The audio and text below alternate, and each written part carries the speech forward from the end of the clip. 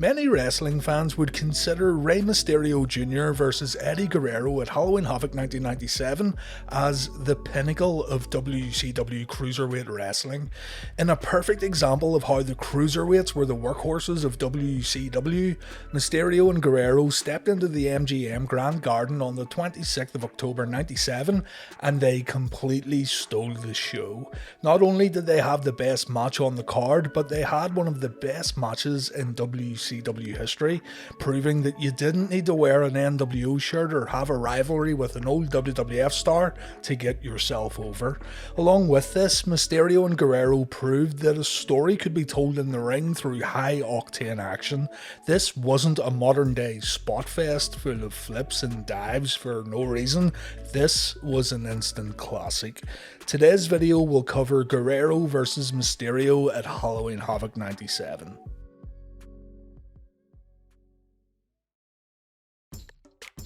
The United States title was Eddy Guerrero's first championship within WCW, a well-earned championship thanks to the stellar performances Guerrero put on since the beginning of the Nitro era of WCW.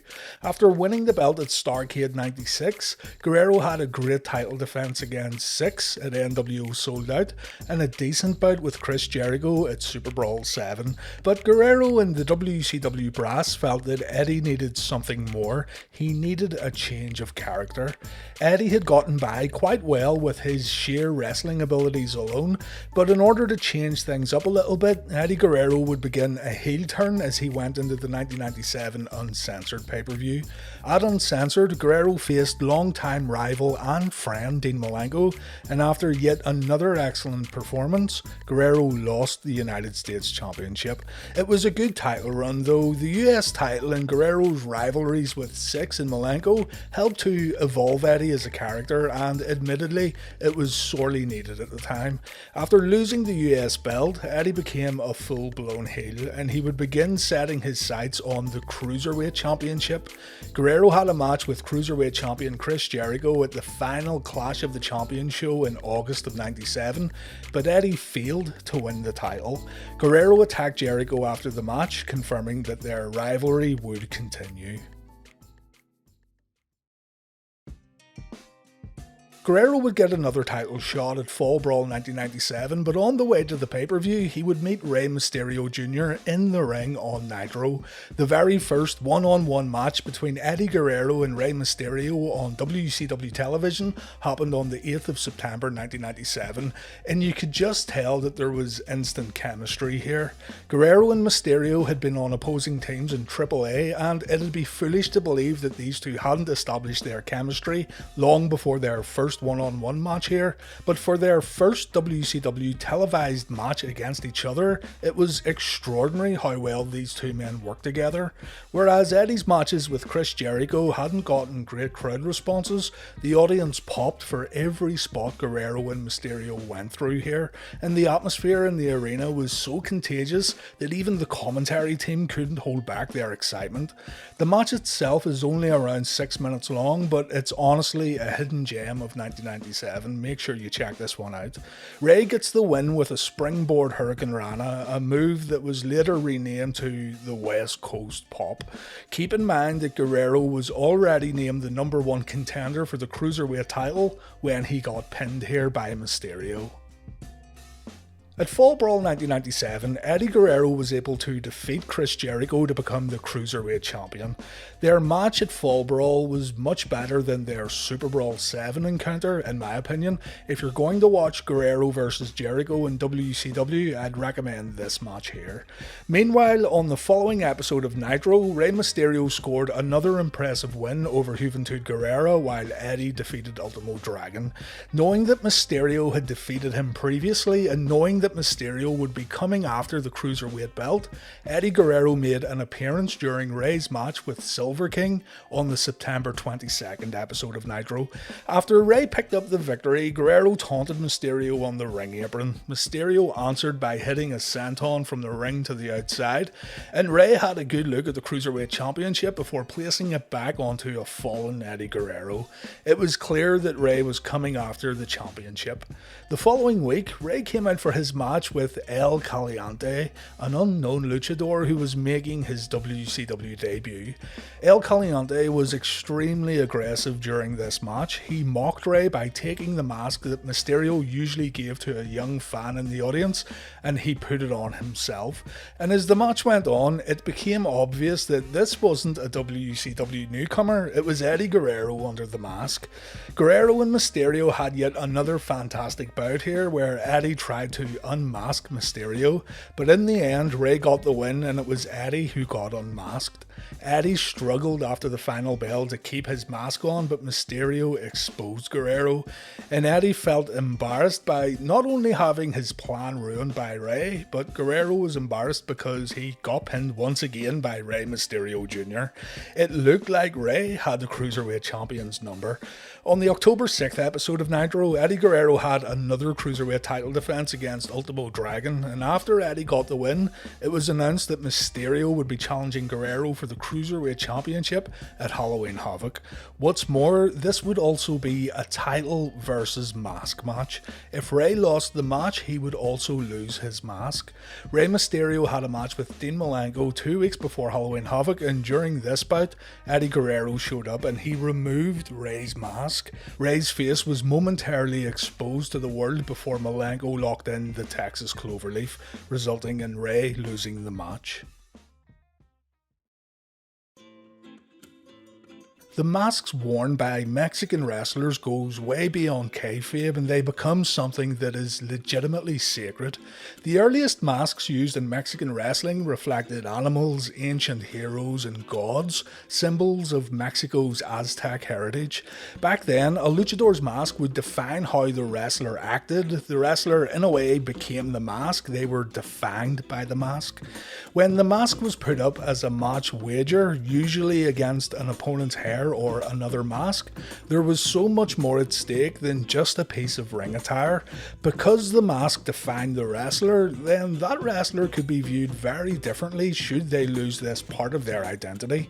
An unmasking was a true sign of loss, a sign of weakness, and back then it could fundamentally change how fans viewed their favourite wrestler. It could potentially end a career.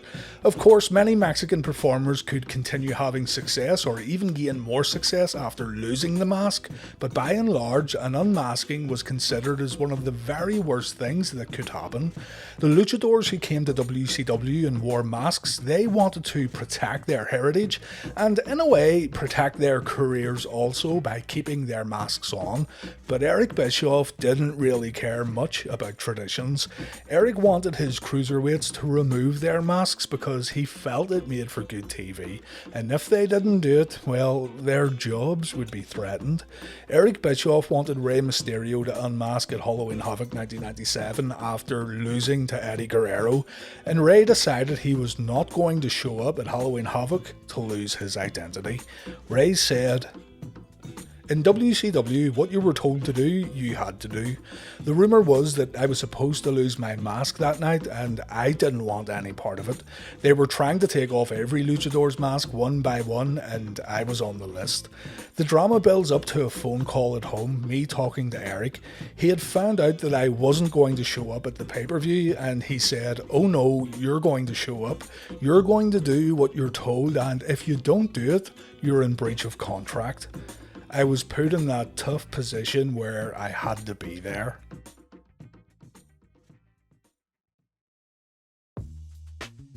Rey Mysterio had no choice but to show up at Halloween Havoc, and Rey was coming to terms with losing his mask at the pay-per-view.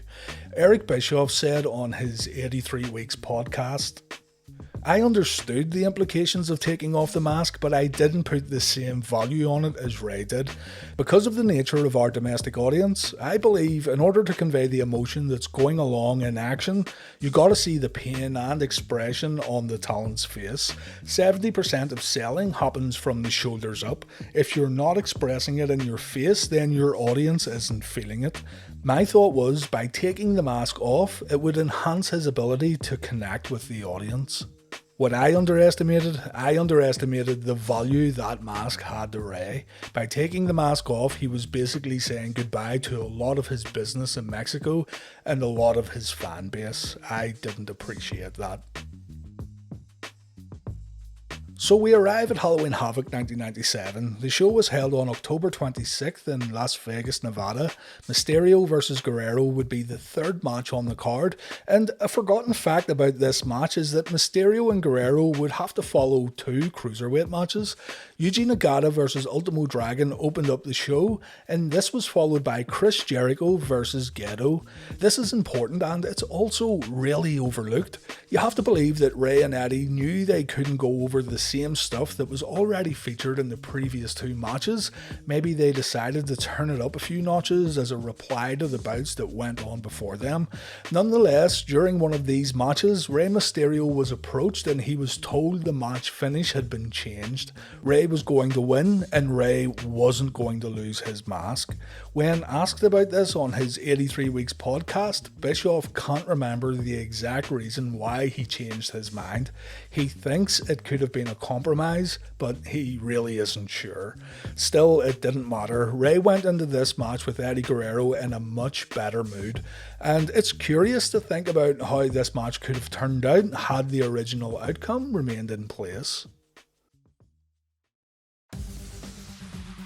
Rey comes out first wearing a unique outfit that was inspired by the Phantom. We'll talk a little more about this iconic ring gear in a moment.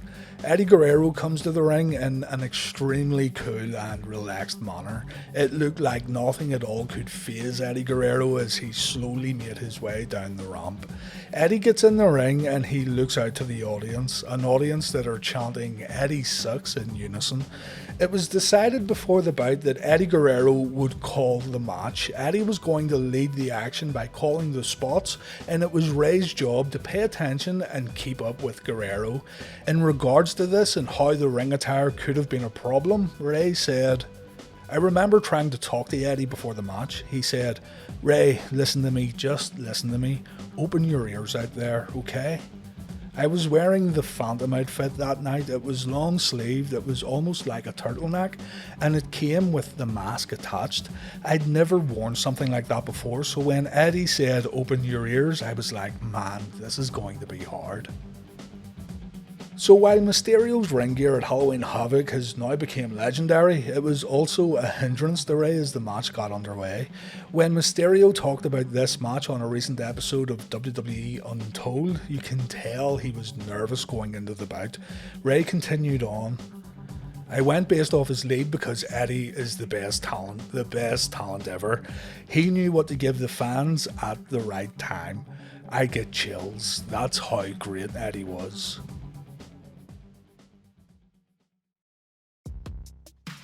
The problem I have with making videos like this based on a single match is the inability to show the match in full while talking about it, but I'll do my best. This match needs to be seen though. There's nobody out there who could put over in words just how good Eddie Guerrero versus Rey Mysterio was at Halloween Havoc. Guerrero starts off by talking smack to his opponent. Rey ducks a punch and he goes for a springboard moonsault. Eddie grabs Mysterio, but Rey reverses with a smooth arm drag. Eddie then dashes at Rey, but Mysterio pulls off a monkey flip. Remember, this was just the opening sequence. A crossbody sends Guerrero to the outside. Rey delays a plancha, and this allows Eddie to slam his opponent to the outside mats. The audience is already going nuts, and only around 20 seconds have passed in the match. Mysterio gets rammed head first into the steel steps, and then Eddie delivers his signature senton. Nobody done this quite like Eddie Guerrero. Rey tries to make a comeback, but a handspring back elbow attempt results in Eddie hitting a back suplex. Eddie tries to end the match with a brainbuster and a tilt-a-whirl backbreaker, but Mysterio kicks out. Guerrero starts showing a little frustration, but we still have a long way to go. Mysterio struggles as Eddie tries to rip the mask off. The referee has to step in and stop this from happening as Guerrero remains in the driver's seat. Mysterio takes a backbreaker, and this moment here, for me, proves Eric Bischoff wrong in regards to masked superstars not being able to sell. Look at this and listen to this. Eddie Guerrero, especially like when you Rey sold the move perfectly. His selling was better than the WCW main eventers at the time. Moving on, Eddy tries to pin Rey by forcing his hands to the mat, but this doesn't work. Instead, Rey is able to pull off one of the most memorable moves of the bout, a pull-up springboard reverse backflip DDT. Truly phenomenal stuff here that we just didn't see in 1997, and still over 2 decades later, it looks excellent. In the context of the match, Rey had to get creative to stay on top of Eddy. A lot was at stake here, and Rey was willing to take insane risks in order to keep his mask. The Cruiserweight title had become secondary. The men don't let up. It's straight back to action after what Tony Schiavone called the highlight reel moment of the year. Mysterio sends Guerrero to the outside, but Eddy outsmarts his opponent. Rey gets sent sternum first into the guardrail with a short Irish whip before the match gets back in the ring. Guerrero sits on Rey's back and he rips a hole in the mask. You can see a legitimate moment of panic in Rey's eyes, but Guerrero stops short of ripping the whole thing off. Eddy then applies the gory special, but Rey gets out with an arm drag. Guerrero kills the momentum with a dropkick to the back of the neck. Guerrero keeps the pressure on. A lightning fast back elbow gets Eddy a 2 count before Rey gets brought to the corner for more punishment. Rey manages to fight back, but his offensive flurry doesn't last long. Eddy launches Rey into the opposite corner, and Rey finds himself in the Tree of Woe after hitting the turnbuckles hard. Eddy then runs at Rey, but Rey sets up, resulting in Eddy getting crotched on the ring post. Just when you think the competitors are going to use this time to take a rest, Mysterio jumps off the top turnbuckle, he clears the ring post, and a crossbody finds its mark as the crowd go nuts.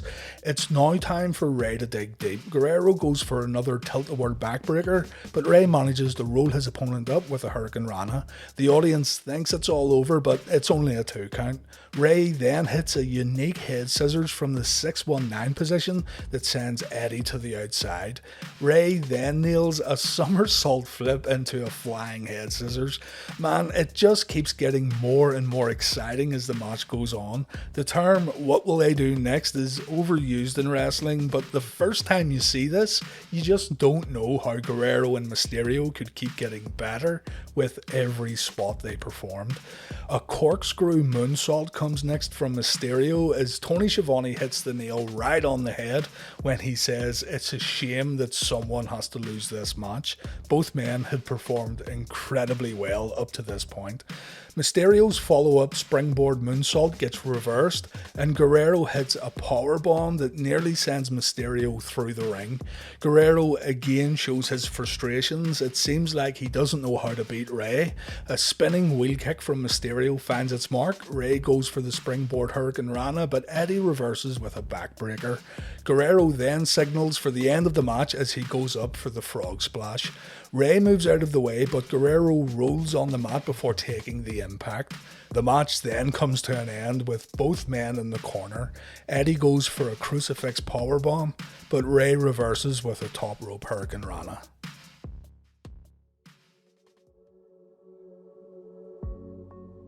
Rey goes to the corner to talk to the cameras. He has tears in his eyes after the match, but Eddy attacks Mysterio in order to keep his heat.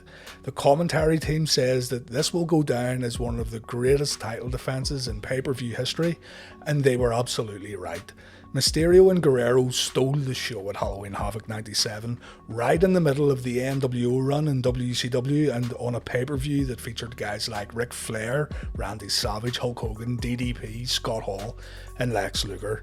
It was a match that would resonate with future stars. A bar was set on October 26, 1997 in terms of mixing cruiserweight or junior heavyweight action with in-ring storytelling, and I really struggle to think of a match within the same weight class that has surpassed Mysterio versus Guerrero. The rivalry would continue on. Guerrero won the title back on the November 10th episode of Nitro, and again the two men would meet on pay-per-view at World War III in November.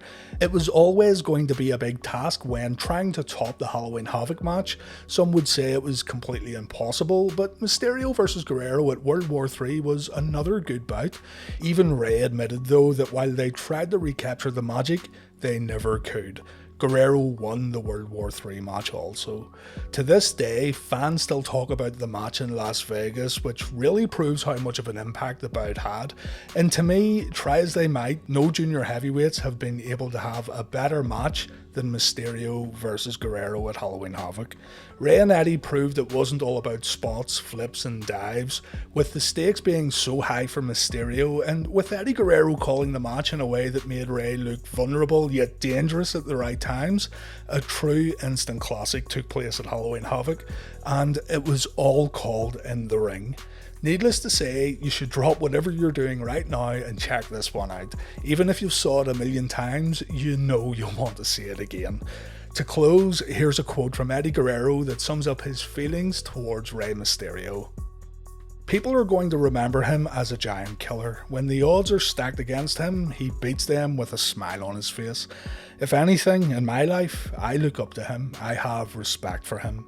He's an influence and an inspiration.